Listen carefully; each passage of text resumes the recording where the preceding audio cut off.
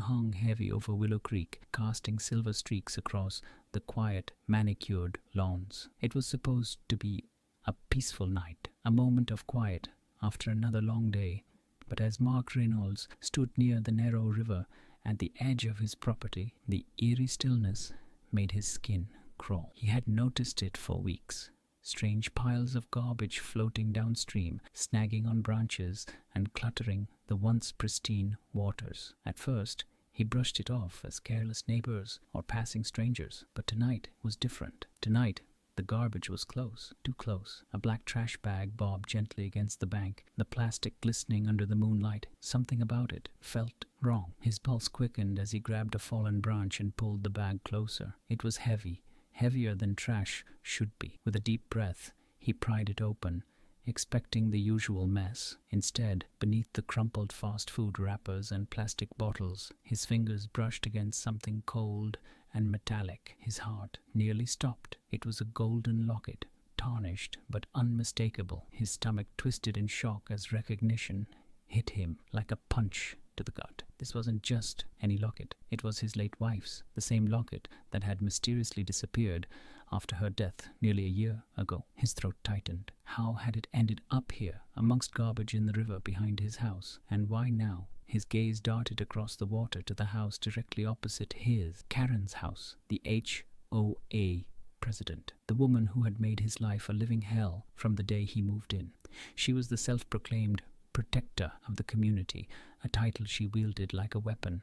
Fines for the smallest infractions, constant letters criticizing his yard, veiled threats about how people who don't follow the rules don't belong here. And now this? His hands trembled as he turned the locket over, tracing the delicate M engraved on the back, his wife's initial. It didn't make sense. Karen barely knew his wife, or did she? He swallowed hard, mind racing with questions. Had she stolen it? And if so, why? What else was she hiding? From the shadows, something else floated downstream, a second trash bag, barely visible against the dark current. Without thinking, Mark waded into the water, shoes sinking into the muddy bank. He dragged the bag to shore and ripped it open, dread curling in his stomach. More shredded papers, more fragments of HOA documents, and at the bottom, his breath caught a photograph. His wife, standing next to Karen, smiling, laughing, like they weren't just acquaintances, but something more. His world tilted. They knew each other, and Karen never said a word. But why? What secret was she hiding, and how far would she go to keep it buried? What else is Karen hiding, and how did she get something that should have been buried with Mark's wife? Sleep didn't come easily that night. Mark lay awake, staring at the ceiling as the weight of what he had discovered settled as that deep in his chest. His late wife, Melissa, had never mentioned Karen, not once in their years together. Yet there they were, in the photograph, arms around each other like old friends, or worse, like accomplices. The locket still rested on his nightstand, gleaming faintly under the soft glow of his bedside lamp. It didn't add up. Why would Karen, of all people, have something so personal, something that should have been buried with Melissa? And why would she toss it into the river behind his house as if trying to get rid of evidence? The more he thought about it, the clearer one thing became. This wasn't just a misunderstanding. Karen was hiding something. The next morning, Mark's curiosity turned to determination. With a hot cup of coffee in hand, he positioned himself by the back window, keeping a close eye on Karen's property. Her routine was predictable, too predictable. Every morning at 8 a.m. sharp, she marched outside to inspect the neighborhood, clipboard in hand, noting every minor infraction like a warden, surveying her prison. She was obsessed with control, yard lengths, mailbox colors, even the angle of holiday decorations. But beneath that polished exterior, Mark suspected there was a darkness she worked hard to keep hidden. And now, for the first time, he had a reason to dig deeper. By the time the sun climbed high into the sky, Mark had a plan. He would check the HOA records. Karen prided herself on maintaining every community document in her home office, a place he had glimpsed once during an HOA meeting. If there were answers to be found, they'd be in those files. But getting inside wouldn't be easy. The only thing Karen valued more than power was privacy.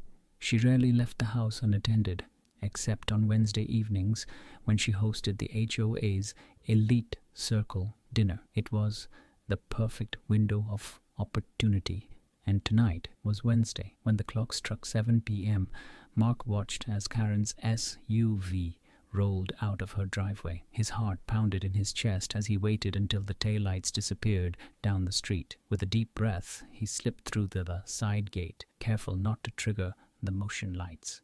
The back door was locked. No surprise, but a quick scan of the porch revealed a spare key hidden beneath a ceramic garden gnome. Classic Karen, obsessed with order but careless with security. The door creaked open and Mark stepped inside, the faint scent of lavender and bleach filling his nostrils.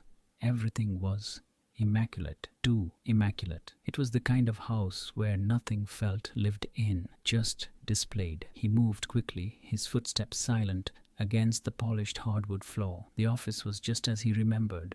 Rows of binders, neatly labeled and color-coded. He scanned the shelves until his fingers landed on a dusty black folder marked Private, 1979. Something about the date felt wrong. Karen had always claimed she moved to Willow Creek in the early 2000s. So what was she hiding from over 40 years ago? He flipped it open, eyes widening at the first page. Incident report, Willow Creek River, unsolved disappearance. Beneath the title was a faded newspaper clipping. A teenage girl, no older than 17, smiled back at him. Her name was Jennifer Green. Missing since August 18th, 1979. Last seen behind the same river where Karen had been dumping her garbage. Mark's pulse thundered in his ears. The more he read, the worse it got. Jennifer had been a local troublemaker, the kind of girl the HOA would have wanted gone, and according to the report, her last known interaction was with a neighborhood volunteer described as a woman with blonde hair, late 20s, Karen. Before he could process the implications, a creak echoed through the house. Mark froze. Footsteps coming from the front door. Karen was back. His stomach twisted into knots as panic surged through him. If she found him here, there was no telling how far she would go to protect her secrets. He shoved the folder into his jacket and darted toward the back exit. Just as he slipped out into the cool night air, he heard the distinct click of the door locking behind her. What really happened to Jennifer Green, and how is Karen connected to the unsolved disappearance? Mark barely slept that night. His mind buzzed with questions that refused to settle. What really happened to Jennifer Green, and why was Karen so desperate to bury the past? Literally, the black folder he had taken from her office sat on his kitchen table like a ticking time bomb. Every time he glanced at it, a chill crept down his spine. If Karen was willing to trespass and dump garbage into the river, what else was she capable of? And how far would she go to keep her secrets buried? By morning, Mark knew he couldn't handle this alone. There was one person he trusted enough to share the truth, his neighbor, Olivia. She had lived in Willow Creek longer than anyone else and had her own complicated history with Karen. If anyone could help him piece this puzzle together, it was her. With the folder tucked under his arm, he crossed the street to her house, his heart pounding with every step. Olivia answered on the second knock, her face softening into a smile. She was in her late 40s, with streaks of silver in her black hair and a no-nonsense demeanor that made her both respected and feared by the other homeowners. When Mark explained what he found, her expression darkened. Without a word, she led him to the kitchen, poured 2 cups of coffee and opened the folder. For a long moment, the only sound was the rustling of pages. Then Olivia spoke, her voice low and tense. "I knew there was something off about Karen," she said. "But this? I never connected her to Jennifer." She paused, tracing the faded newspaper clipping with her finger. "I remember when Jennifer went missing. People said she was a wild child, always sneaking around, pushing boundaries. But she wasn't a bad kid. She just didn't fit into Karen's perfect neighborhood mold." Olivia's lips curled into a bitter smile. Karen always believed in controlling what she couldn't understand. And if she couldn't control Jennifer, her voice trailed off, leaving the chilling implication hanging in the air. Mark's stomach twisted. "Do you think Karen had something to do with her disappearance?" he asked quietly. Olivia hesitated, then nodded. "I wouldn't put it past her. The HOA back then was even more secretive than it is now. And Karen, she's always had a way of making problems disappear." Her eyes flicked to the window where Karen's house stood like a fortress. "Whatever you found in that river wasn't just trash, Mark. She's hiding something worse. Fueled by Olivia's words, Mark became obsessed. Over the next few days, he dug through every scrap of information he could find. Old property records, police reports, even whispers from retired HOA members. A disturbing pattern emerged. Every few years, anyone who threatened Karen's authority seemed to leave town or quietly vanish. Jennifer Green was just the first, but there were others. Neighbors who had challenged her, homeowners who'd refused to comply.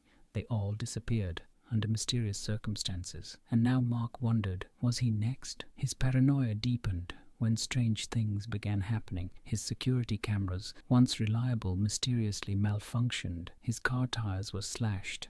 Subtle enough to seem accidental, but he knew better. And late one night, he woke to find his backyard gate wide open, though he was certain he had locked it. Karen was sending a message. She knew he was digging into her past, and she wasn't going to let him get away with it. The breaking point came when Mark found a new pile of garbage in the river. This time, not just junk. At the top of the heap was a weathered shoebox. His hands trembled as he pried it open. Inside were photographs. Dozens of them, faces of neighbors long gone, their smiles frozen in time. And at the bottom of the box, buried beneath the photos, was something that made his blood run cold. A faded journal with the name Jennifer Green scrawled on the cover. He flipped through the brittle pages, heart pounding as he read Jennifer's last entries. They painted a terrifying picture of a teenager who had uncovered something she was never supposed to find. "Karen won't stop watching me," one entry read. "She knows I saw what she did. I don't feel safe anymore." The final chilling line burned itself into Mark's memory. If I disappear, it was her. Mark's hands shook as he closed the journal. This wasn't just neighborhood drama. This was a decades-long cover-up. And Karen was willing to destroy anyone who threatened to expose the truth. What dark secret did Jennifer uncover? And will Mark survive long enough to reveal it? Mark sat in his dimly lit living room, the journal still clutched in his trembling hands. Jennifer Green's words echoed in his mind. If I disappear, it was her. Each page he had read unraveled a deeper, more sinister truth about Karen and the power she held over the community. This wasn't just about HOA fines or petty grudges. This was about control, fear, and silencing anyone who stood in her way. And now Mark was in her crosshairs. His phone buzzed on the table, breaking the eerie silence. It was Olivia. Her voice, usually calm, was strained. "Mark, you need to come over now." There was urgency in her tone that made his pulse quicken.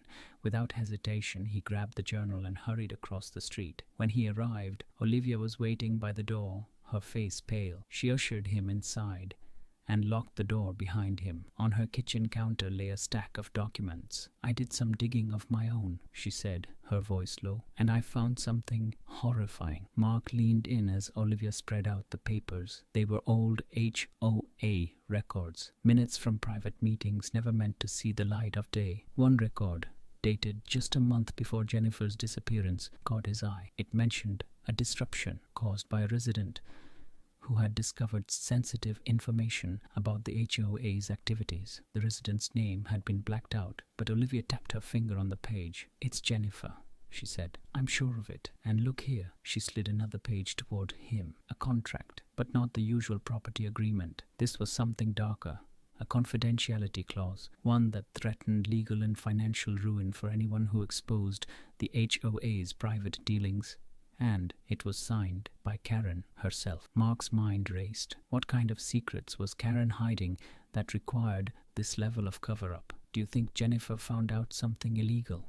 he asked. Olivia nodded gravely. "I think she found proof that Karen was embezzling from the HOA funds. These records show discrepancies, large sums of money unaccounted for, but that's not all." She flipped to another document. After Jennifer vanished, Karen pushed through a new HOA policy, giving herself emergency powers to protect the community. It means she can access any property, any security system without approval.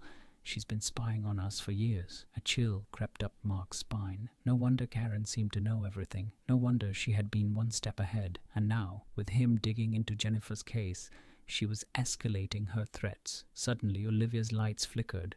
then cut out completely. The room plunged into darkness. Mark's heart pounded in his chest. "She knows," Olivia whispered. "She's watching us right now." Before Mark could respond, there was a loud knock at the door. They froze. For a moment, neither of them dared to breathe. Then Olivia grabbed a flashlight, and Mark cautiously approached the door. When he opened it, no one was there, but lying on the porch was a black envelope with his name scrawled in red ink. He opened it with shaking hands. Inside was a single photograph of himself and Olivia, taken that very night through her kitchen window. Beneath it, in bold capital letters, was a chilling message: "Stop digging, or else." Mark felt a surge of anger rise in his chest. For too long, Karen had manipulated and intimidated the neighborhood. But this was too far. "I'm not letting her get away with this," he said, his voice tight.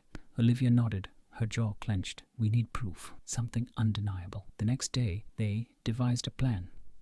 Mark would go back to the river, this time with cameras, and document everything Karen was dumping. If they could catch her in the act, it would be their leverage. Olivia, meanwhile, would search for any trace of Jennifer's last days, friends she may have confided in, hidden evidence the HOA missed. That night, under the cover of darkness, Mark crept back to the river. He had set up motion-triggered cameras along the banks.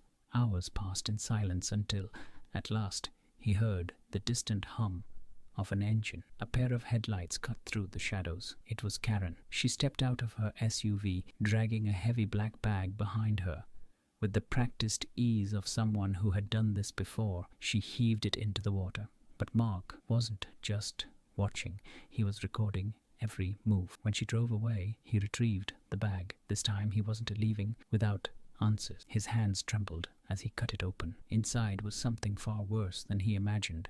Dozens of shredded HOA records, including what appeared to be bank statements. But beneath the paper, wrapped in plastic, was something else. A rusted, blood-stained locket. When he pried it open, his breath caught. It was engraved with the initials J.G. Jennifer Green. Mark knew he had what he needed. He rushed back to Olivia's house, heart pounding.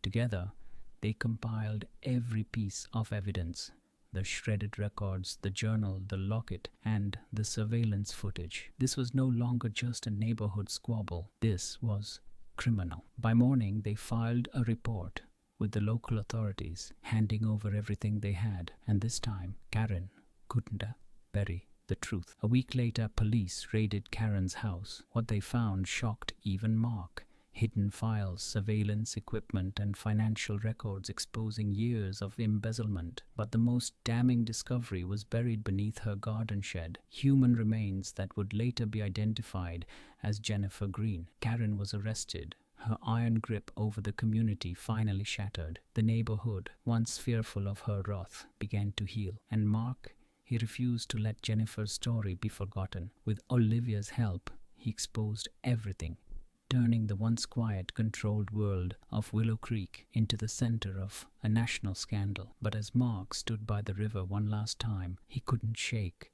a lingering feeling. If Karen had gone to such lengths to protect her secrets, what other truths were still waiting to be uncovered? Was Karen working alone, or is there someone else still pulling the strings?